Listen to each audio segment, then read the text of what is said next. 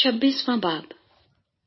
और जब यीशु ये सब बातें खत्म कर चुका तो ऐसा हुआ कि उसने अपने शागिर्दों से कहा, तुम जानते हो कि 2 दिन के बाद ईद फसह होगी और इब्ने आदम मसलूब होने को पकड़वाया जाएगा। उस वक्त सरदार काहिन और कौम के बुजुर्ग कायफा नाम सरदार काहिन के दीवान खाने में जमा हुए और मशवरा किया कि यीशु को फरेब से पकड़कर कत्ल करें, मगर कहते थे कि ईद में नहीं, ऐसा न हो कि लोगों में बलवा हो जाए। और जब यीशु बैतनिया में शमौन कोढ़ी के घर में था तो एक औरत संगे मरमर के इत्रदान में कीमती इत्र लेकर उसके पास आई और जब वो खाना खाने बैठा तो उसके सर पर डाला। शागिर्द ये देखकर खफा हुए और कहने लगे, ये किस लिए जाया किया गया? ये तो बड़े दामों को बिक कर गरीबों को दिया जा सकता था। यीशु ने ये जानकर उनसे कहा कि इस औरत को क्यों दिक करते हो? इसने तो मेरे साथ भलाई की है, क्योंकि गरीब गुरबा तो हमेशा तुम्हारे पास है, लेकिन मैं तुम्हारे पास हमेशा न रहूंगा। और इसने तो मेरे दफन की तैयारी के लिए ये इत्र मेरे बदन पर डाला। मैं तुमसे सच कहता हूँ कि तमाम दुनिया में जहाँ कहीं इस खुशखबरी की मुनादी की जाएगी, ये भी जो इसने किया इसकी यादगारी में कहा जाएगा। उस वक्त उन 12 में से एक ने, जिसका नाम यहूदा इस्करियोती था, सरदार काहिनों के पास जाकर कहा कि अगर मैं उसे तुम्हारे हवाले करा दूं तो मुझे क्या दोगे? उन्होंने उसे 30 रुपए तोल कर दे दिए और वो उस वक्त से उसके पकड़वाने का मौका ढूंढने लगा। और ईद फतीर के पहले दिन शागिर्दों ने यीशु के पास आकर कहा, तू कहाँ चाहता है कि हम तेरे लिए फसह खाने की तैयारी करें? उसने कहा, शहर में फलां शख्स के पास जाकर उससे कहना, उस्ताद फरमाता है कि मेरा वक्त नजदीक है, मैं अपने शागिर्दों के साथ तेरे यहाँ ईद फसह करूंगा। और जैसा यीशु ने शागिर्दों को हुक्म दिया था, उन्होंने वैसा ही किया और फसह तैयार किया। जब शाम हुई तो वो 12 शागिर्दों के साथ खाना खाने बैठा था और जब वो खा रहे थे तो उसने कहा, मैं तुमसे सच कहता हूँ कि तुम में से एक मुझे पकड़वाएगा। वो बहुत ही दिलगीर हुए और हर एक उससे कहने लगा, ऐ खुदावंद, क्या मैं हूँ? उसने जवाब में कहा, जिसने मेरे साथ तबाक में हाथ डाला है वही मुझे पकड़वाएगा। इब्ने आदम तो जैसा उसके हक में लिखा है जाता ही है, लेकिन उस आदमी पर अफसोस जिसके वसीले से इब्ने आदम पकड़वाया जाता है। अगर वो आदमी पैदा न होता तो उसके लिए अच्छा होता। उसके पकड़वाने वाले यहूदा ने जवाब में कहा, ऐ रब्बी, क्या मैं हूँ? उसने उससे कहा, तूने खुद कह दिया। जब वो खा रहे थे तो यीशु ने रोटी ली और बरकत देकर तोड़ी और शागिर्दों को देकर कहा, लो खाओ, ये मेरा बदन है।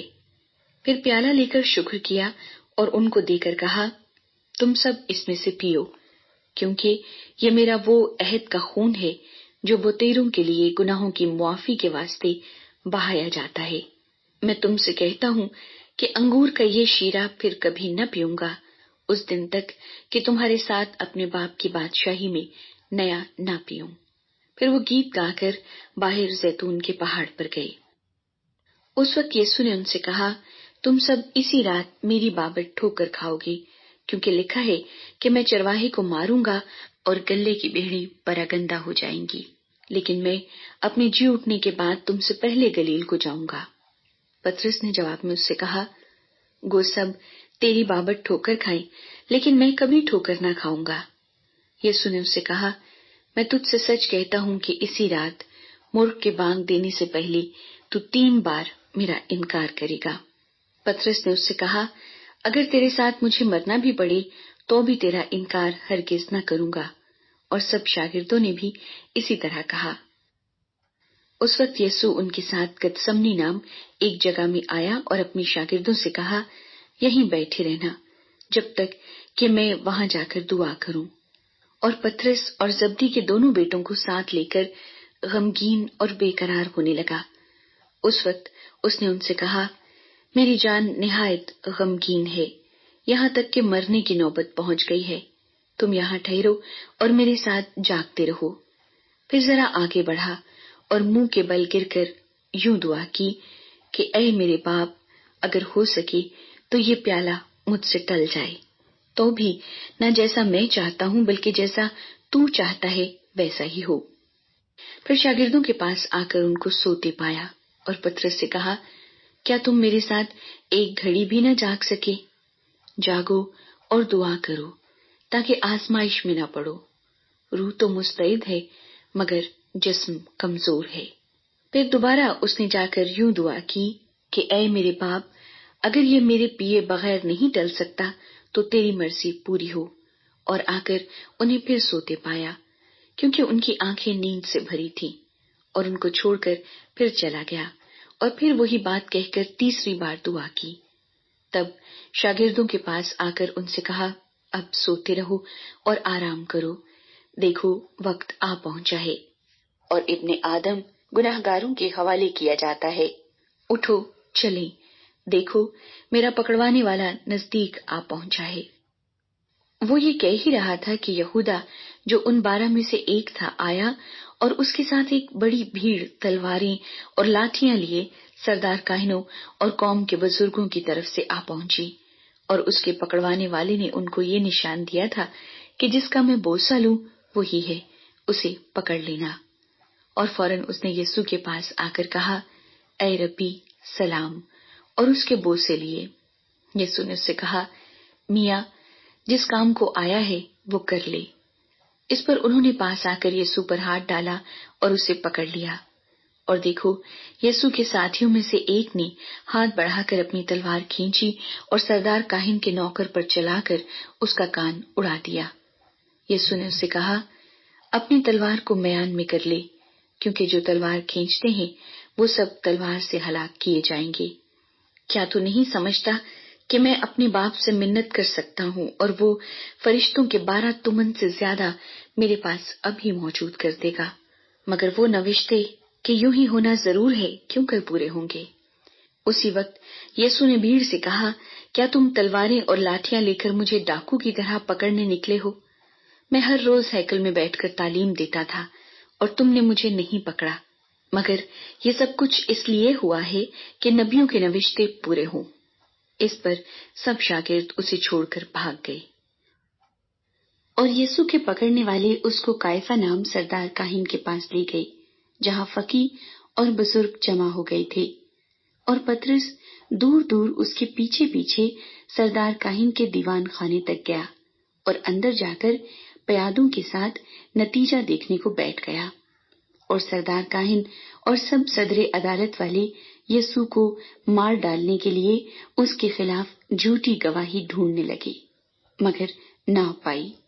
گو بہت سے جھوٹے گواہ آئے، لیکن آخرکار 2 گواہوں نے آ کر کہا کہ اس نے کہا ہے، میں خدا کے مقدس کو ڈھا سکتا اور 3 دن میں اسے بنا سکتا ہوں۔ اور سردار کاہن نے کھڑے ہو کر اس سے کہا، تو جواب نہیں دیتا، یہ تیرے خلاف کیا گواہی دیتے ہیں؟ مگر یسوع خاموش ہی رہا۔